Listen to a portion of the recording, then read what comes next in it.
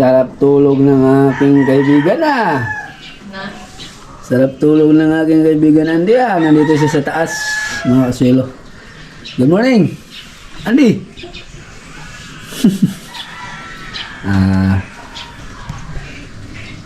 Diyan ka lang. Sige. Baka lumabas kaya nag-uulan-ulan. Bantay ka lang dyan sa taas. Ito ka lang sa loob, no? No.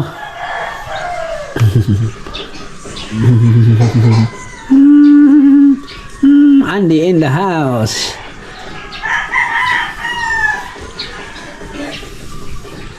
Naka lang, no? Kaya pupuntahan natin yung mga baka natin din Ne. Taba tinking niya, oh. Taba-taba ni Andy, mga silo. Ang haba-haba na rin ng aming pinagsamahan. 2021, nandito na siya. Dumating sa amin. Tapos, hanggang ngayon, nandito pa siya. Si Andy. Hindi na siya nakasama sa bukid, mga silo. Dahil single lang ang aking ginagamit. Si tata ang nagagamit sa tricycle. Ginagamit ko yun kapag may kakarga ko. Tapos kung tag-ani na ng palay, no, papikit-pikit ka pa mo sa ngayon, dito lang muna si Andy sa bahay. Nagbabantay sa aking mga stock dito, palay at saka makina. May mga makina tayo dito sa bahay. Kaya siya ang naka-in charge magbantay. Nede. Okay, very good. Tapos darling, na siya ng maulam namin. Malunggay lahat. Ano ba? Tinola, isda. Tinolang ilupin. Nasalang Nasalang na.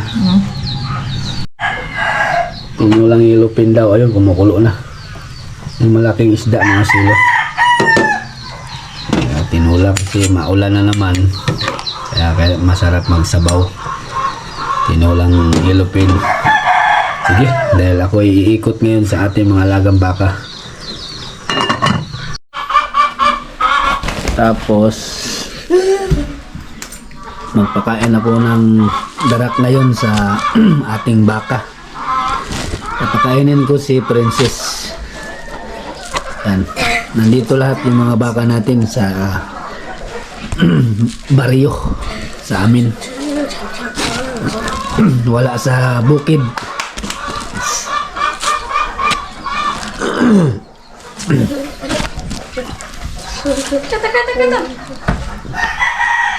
Darak, tapos ito. Yan, o. Molasses. Wow, todo. Para tumaba siya kasi ibebenta namin ni Kuya Victor. Shout out po kay Kuya Victor Ligaspi at kang Ate Maria. Buksan mo nga yung asinak. Ako lagay asin. Ikaw maglagay, anak. Marami. Marami, sige. Ganyan. Sige, sige ba? Lagay mo. Sige. Alo ko. Sige pa. Sige pa, dalawa. Tatlong ano. Yan. Kasi maliit yung kamay mo. Sige, bagal. Bagal ba lang magluto ko? Ito na. Tama na.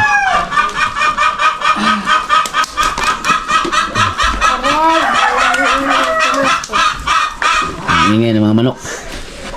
Pupunta tayo dun sa dulo para mapakain si Princess. Si Princess lang ang kumakain ng ganito, mga silo. Si Maribeth nandyan, saka si Claudia at si Momo. Pasyalan natin sila. Tubig, darling. Sa taba. Ako yung maglagay. Ako na tumutulo. Pipit. Water. Ito ba banda dito? Magbasa. Okay.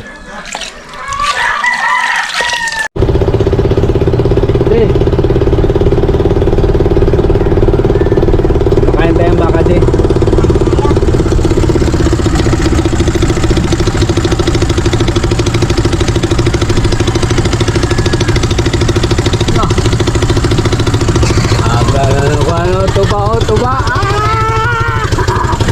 Ubari mo oh. Ayan si Princess oh. Ayan si Princess. Tara. U-turn tayo, U-turn.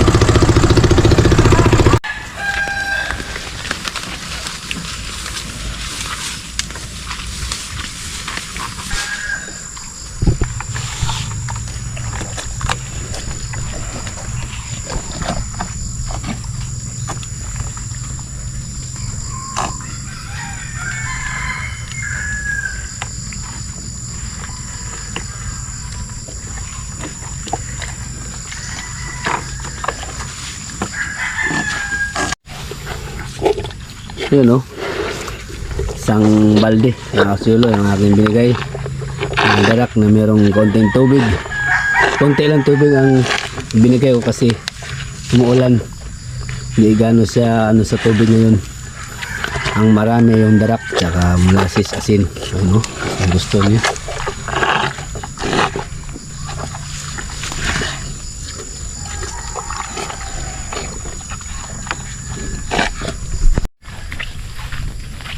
Tapos habang kumakain si Princess,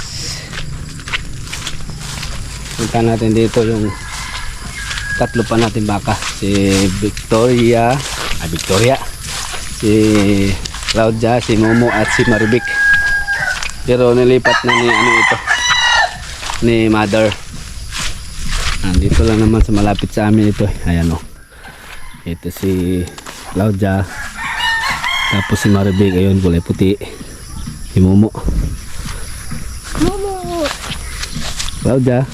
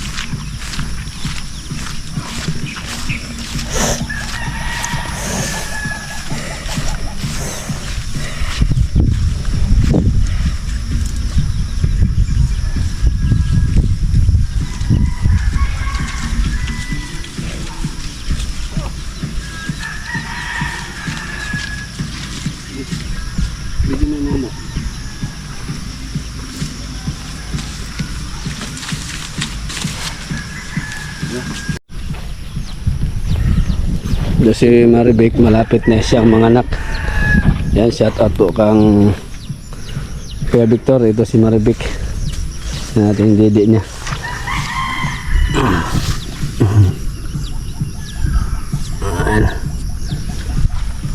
Ayan siya no.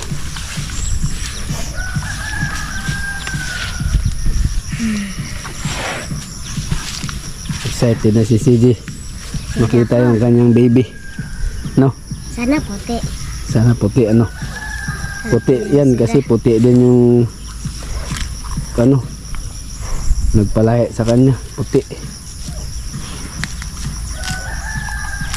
Ayos. Laylay na yung kanyang tiyan mga swilo. Oh. Target nito na mga anak February or March ganyan. So, hintay lang kami nito sa kanyang panganak. Para di Huh? nangulangot ka pa. Ang si Momo. Ta. Pag ganito panahon din natin kailangan isilong sila dahil makulimlim. Si Claudia oh. Ayan, balikan ko yung ating pinakain na darak din eh. Siya lang ang malakas kumain na darak kaya siya lang ang aking binigyan. Yan o, maubos na. Taba na niya o. Bebenta namin to ni kay Victor dahil hindi siya nabubuntis. Mayroong yatang diferensya yung kanyang tiyan. Tumboy yata itong baka na ito. Sayang mabait sana siya. Kaso ayaw niya maglabas ng produkto niya.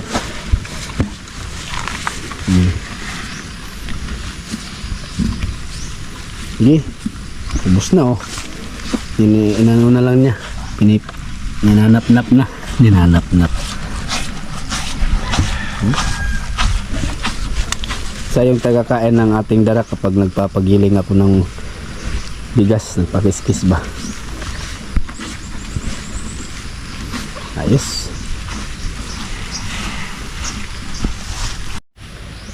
Tapos pag tapos nito tungo na naman ako doon sa kampingan para mangumpay na naman kasi ayan oh, umuulan. Ayaw nila lumabas niyan kapag ganito umuulan. Yun oh, naubos na niya mga silo yung pinagay nating darak. At nilipat ko na rin yung iba nating baka sa Maribek.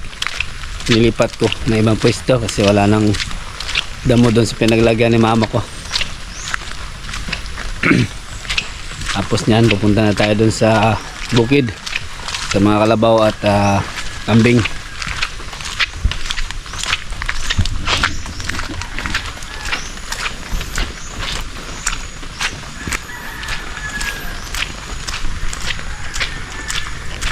Umulan.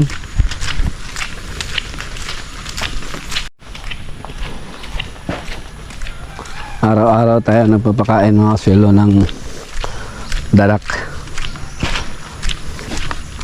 with molasses at asin. Ito ubos oh. Ubos isang timba.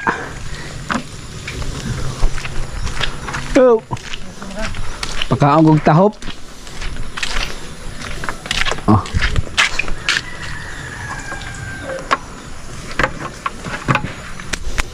Tara. Ikaw drive, hindi mo kaya ito, mabigat po.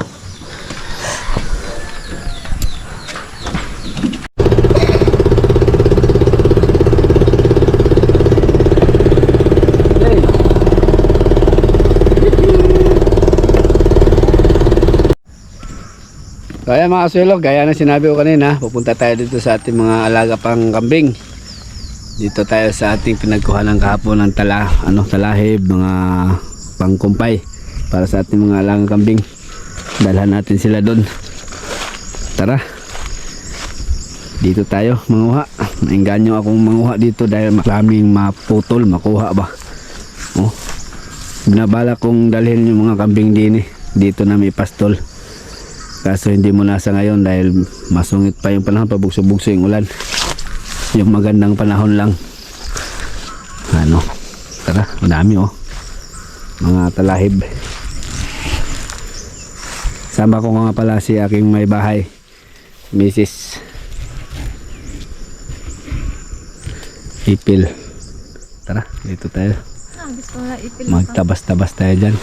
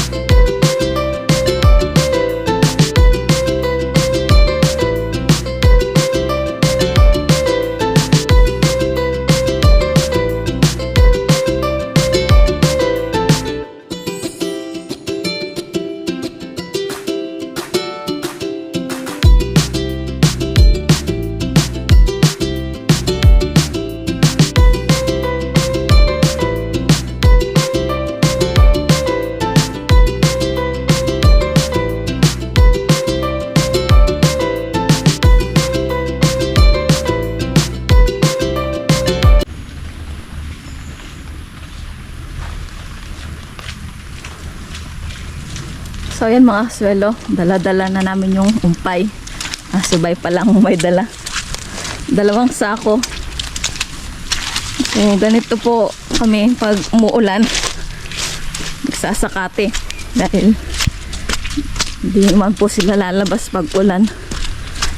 Pangit po ang panahon. Kagabi pa umuulan dito. Tapos hanggang ngayon, yan, talisik na naman. Kawawa yung mga kambing pag hindi sila nakakain. Lakas talaga ng darling ko, 2 sako. Si CJ naiwan sa bahay, hindi na namin sinama.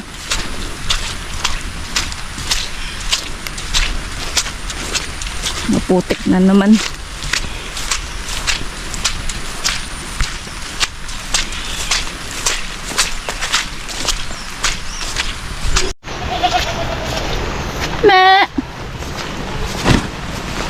Ay, dito na ang sambingan. Maubos nila yung nanumukha na pa.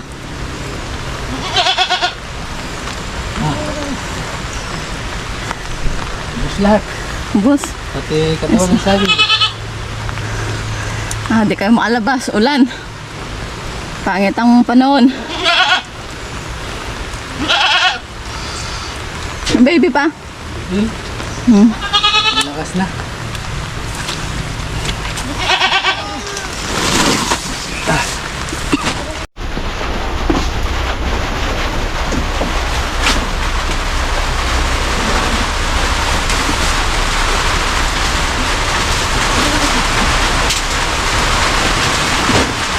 Ayan na, lumakas na ang ulan.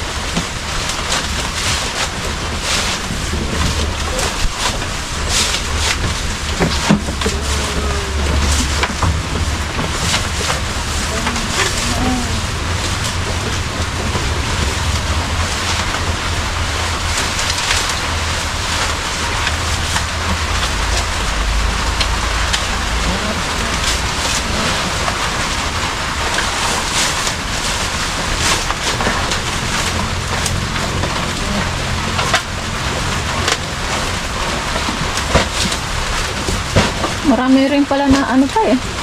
Isang sako yan.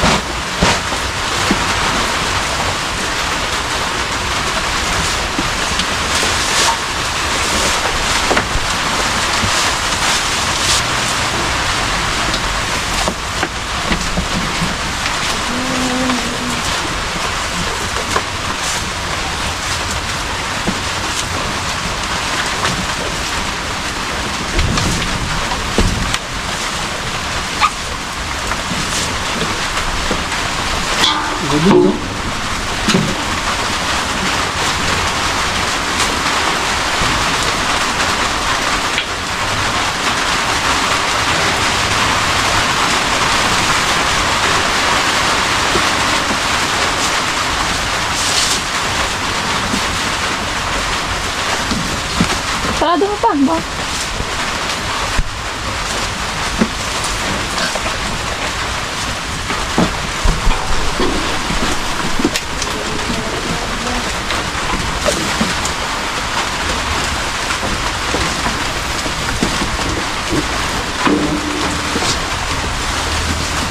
Bawal muna kayo lumabas ha.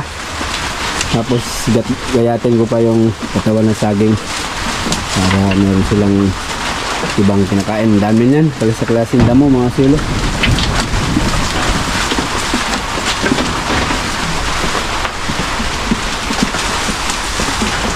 Tapos yun natin silang baby. Hoy! Bakit kayo lumipat dyan? Doon kayo nakalagay sa kabila. Nilagyan ko ng sapin. Ayan. Diyan kayo kasi may sapin. Lagyan natin dyan sa may sapin mga silo. Bagong membro. Kumakain pa yung kanyang nanay. Yung kanilang nanay. Sige, kain ng kain. Ayos. Ulan na ng mga silo. Umuulan sa labas.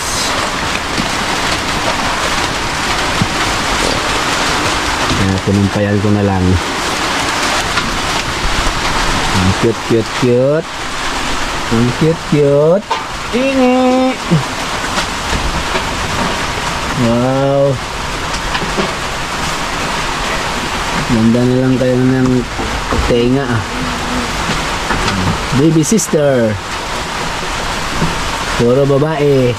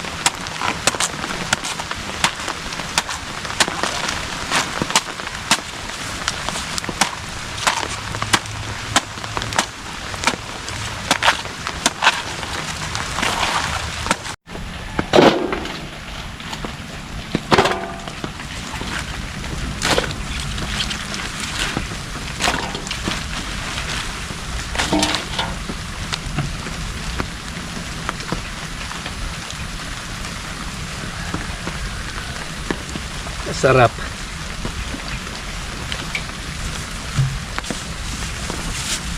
Yung ating binigay ngayon mga silo, solve na yung kanila maghapon. Pero kung titila mamayang hapon, palabasin namin para makain sila ng iba pang damo. Kaya natin asin.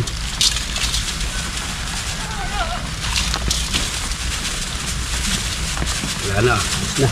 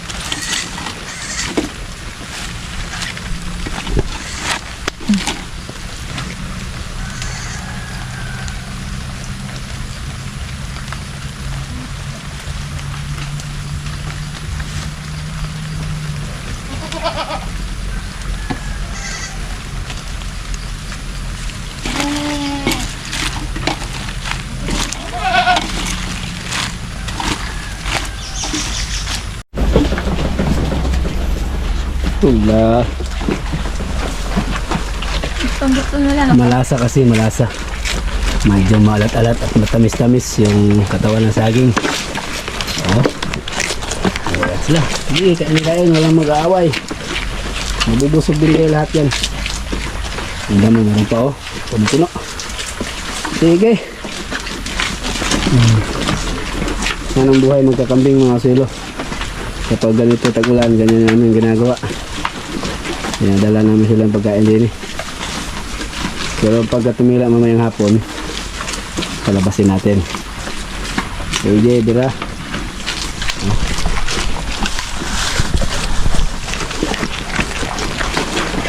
Ano yan nila?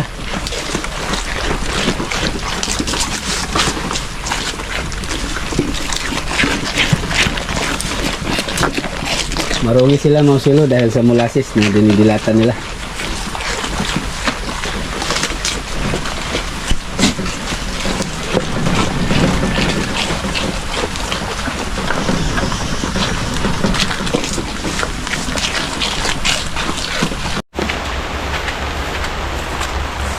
Uwi na yung mga magkakambing, mga kasulo. Si CJ lang mag-isa doon sa bahay. Baka gutom na yun. Kami naman ay kakain na. Hanggang ngayon na ulan pa rin mga kasulo. Ay, ano ba itong panahon namin din sa bye-bye? Sige ulan mo. Sige na naman na ulan. Iinit lang ng ilang araw. Isang araw, ayan na naman. Ayun, balik nga naman sa ulan. Wala, ganun talaga. Kaya hindi mo na ako mag-garden mga kasulo. Focus muna sa ano, Tinatabunan mo ko. sa palay. At least nakatanim tayong palay. Di pa pwede mag-garden ngayon dahil putik. Pangit yung lupa ngayon. Sisira lang yung tanim, nabubulok.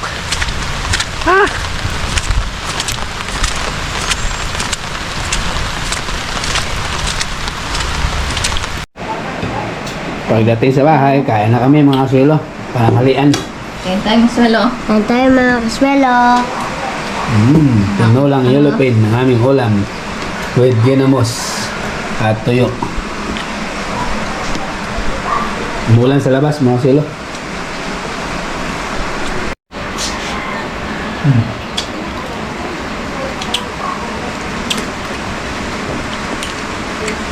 Lamig. Basa kami dyan. Basa kami sa ulan. Hindi ako mama.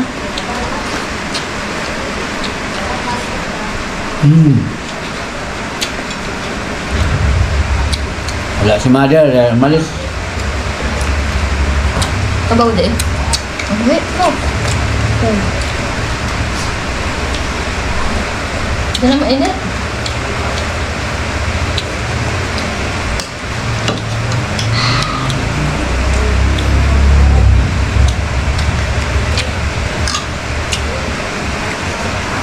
Alam tingin yung ulan mga kasulo oh. Umulan sa labas. Yun, lumakas oh.